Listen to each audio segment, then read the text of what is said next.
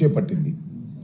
జిల్లాల వారీగా అన్ని జిల్లాల్లోనూ ఫస్ట్ ఫేజ్లో ఈ కార్యక్రమాన్ని పూర్తి చేశాం.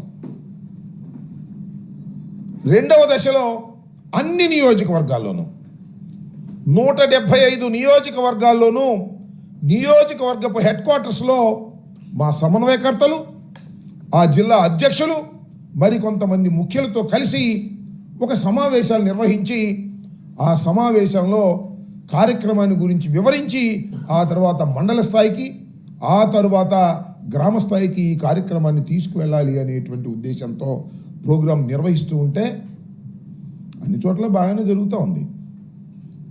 కానీ నిన్న విచిత్రం, గుడివాడ నియోజకవర్గంలో బాబు షూరిటీ మోసం గ్యారంటీ అనే కార్యక్రమాన్ని స్థానికంగా ఉన్న నాయకత్వం చేపడితే మీటింగ్ బాగానే జరిగింది. చాలామంది నాయకులు వచ్చారు, కార్యకర్తలు వచ్చారు.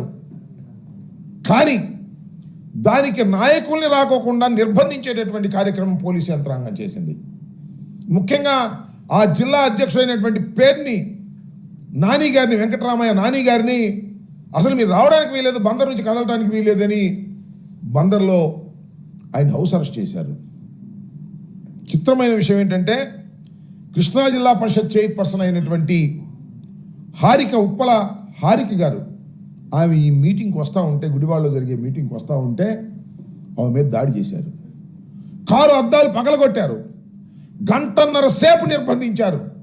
ఇంత దారుణమైన అంశం ఇది. మన ప్రజాస్వామ్య దేశంలో ఉన్నామా లేక ఆటవిక సమాజంలో ఉన్నామా ఒకసారి ఆలోచించాలని మనం చేస్తున్నాం. ఒక మహిళ, దట్టే జిల్లా పరిషత్ చైర్మన్, పార్టీ కార్యక్రమానికి వస్తుంటే వచ్చేటప్పుడు పోలీసులు చెప్పారంట, అమ్మా ఇటు అక్కడ వాళ్ళు గొడవగా ఉన్నారు, మీరు ఇటు వెళ్ళమంటే తిప్పుకున్నారంట. తిప్పుకోగానే వచ్చి మీద పడ్డారు. పెద్ద పెద్ద రాళ్ళు, కర్రలు ఉపయోగించి కారుని ఇష్టం వచ్చినట్టుగా కొట్టి అద్దాలు పగలగొట్టారు. గంటన్నర సేపు అక్కడే ఉండవలసినటువంటి అనివార్యమైన పరిస్థితి ఏర్పడింది. ఒక భయాందోళనలో అక్కడ ఉండిపోయారు. చివరికి తెగించి అద్దం దించి పోలీసులు అడిగారు, ఏమిటి అన్యాయం, వాళ్ళు అలా కొడుతుంటే మీరు చూస్తూ ఊరుకున్నారేంటి అంటే పోలీసులు అంటున్నారు, నేను చూసా వీడియోలో, మీరు కూడా చూడండి, యూట్యూబ్లో కొడితే వస్తుంది. మేమేం చేయమంటామమ్మా, వాళ్ళు తాగి వచ్చారు అంటున్నాడు police officer. What is this? వాళ్ళు తాగి వస్తేనో, గంజాయి తాగి వస్తేనో, మందు తాగి వస్తేనో కారు అద్దాలు పగడ కొడతా ఉంటే పోలీసులు చోద్యం చూస్తూ ఉన్నారు. ఒక పోలీస్ ఆఫీసర్ అంటున్నాడు, వాళ్ళు మందు తాగి ఉన్నారమ్మా, మమ్మల్ని ఏం చేయమంటామంటే వాట్ ఈస్ దిస్? ఏం చేయాలి? అక్కడ జరుగుతున్నటువంటి సంఘటనకు అనుగుణంగా పోలీస్ యంత్రాంగం ఎందుకు పనిచేయలేదు అనేది ఇక్కడ పాయింట్. వాళ్ళ మీద లాఠీచార్జ్ చేయొద్దండి, వాళ్ళని అరెస్ట్ చేయొద్దండి, వీళ్ళకి రక్షణ కల్పించొద్దండి. వీళ్ళు వైఎస్ఆర్ కాంగ్రెస్ పార్టీ అయినంత మాత్రాన, వాళ్ళు తెలుగుదేశం పార్టీ అయినంత మాత్రాన వారు తెలుగుదేశం జెండాలు పుచ్చుకొని ఫుల్గా తాగి గంజాయి కొట్టి వచ్చి ఈ ఉప్పల హారిక గారి మీద పడి ఆ కారుని ధ్వంసం చేస్తూ ఉంటే, ఆమె భర్త వస్తుంటే ధ్వంసం చేస్తుంటే సోద్యం చూసేటటువంటి పరిస్థితుల్లో ఇవాళ పోలీసు యంత్రాంగం ఉంది ఒక మహిళ మీద. మరి పోలీసు హోంమంత్రి గారు కూడా మహిళే. ఏమ్మా హోంమంత్రి గారు, అనిత గారు, దీనికి సమాధానం చెప్పండి.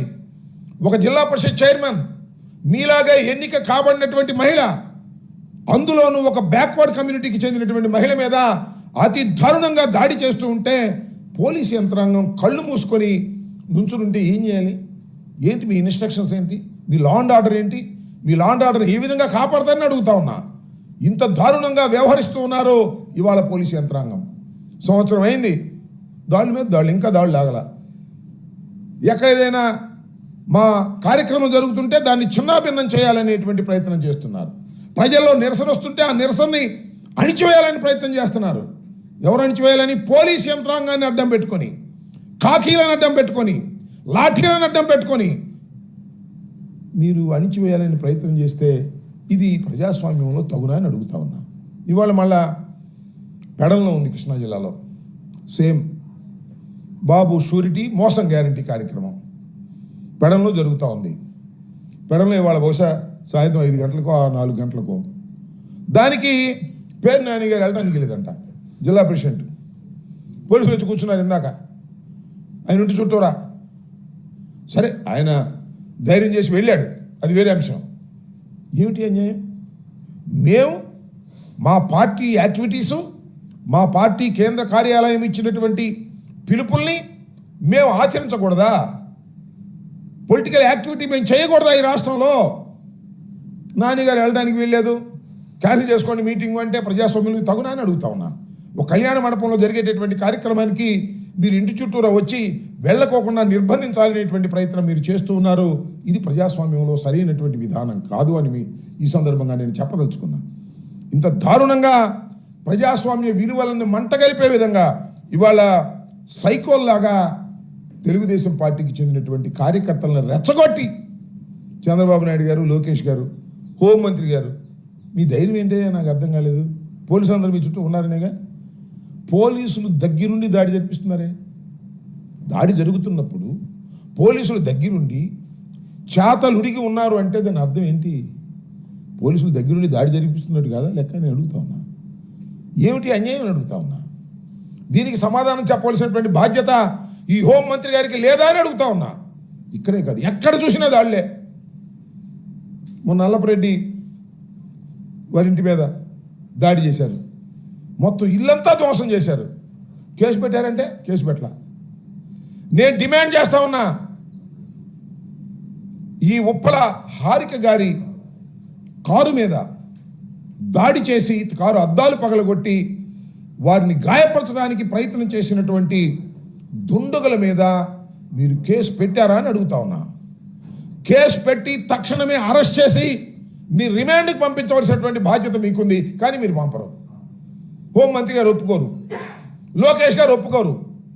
ఇది సరైనటువంటి విధానం కాదు. తక్షణమే దీని మీద చర్య తీసుకోవాల్సినటువంటి అవసరం ఉన్నదనే ఉద్దేశంతో మేము చెప్పదలుచుకున్నాం. ఇది మహిళా లోకానికే సిగ్గుపడవలసినటువంటి చర్య.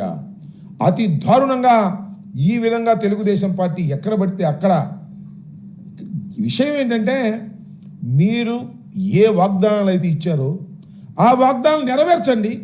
నెరవేరిస్తే మీకు ఏమీ ఇబ్బంది ఉండదు.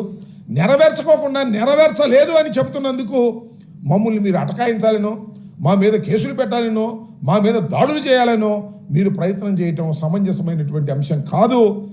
కాబట్టి తక్షణమే ఎవరైతే ఇలాంటి దాడులకు పాల్పడుతున్నారో, నెల్లూరులో కానీ, లేదు నిన్న గుడివాడలో కానీ, లేదు ఈరోజు మరొక చోట కానీ, ఎక్కడైతే దాడులకు పాల్పడుతున్నటువంటి తెలుగుదేశం గుండాలు, వాళ్ళు కార్యకర్తలు కాదు, బాగా ఫుల్గా తాగేసి గంజాయి పట్టేసి తెలుగుదేశం జెండా పట్టుకొని వచ్చేసి దారుణంగా వ్యవహరిస్తున్నటువంటి వారి మీద మీరు చట్టపరంగా కేసులు పెట్టకోకుండా ఉంటే అది చాలా అరాచకానికి దారితీస్తుందనే విషయాన్ని ఇక్కడ గుర్తుపెట్టుకోవాలి పోలీస్ ఆఫీసర్లు అందరూ కూడా. ముఖ్యంగా డీజీపీ గారు అసలు ఏంటో మరి పచ్చ చొక్కా వేసేసుకున్నాడేమో మరి నాకు అర్థం. యాక్షన్ తీసుకోవడం వల్ల వన్ సైడెడ్గా ఉంటున్నారు.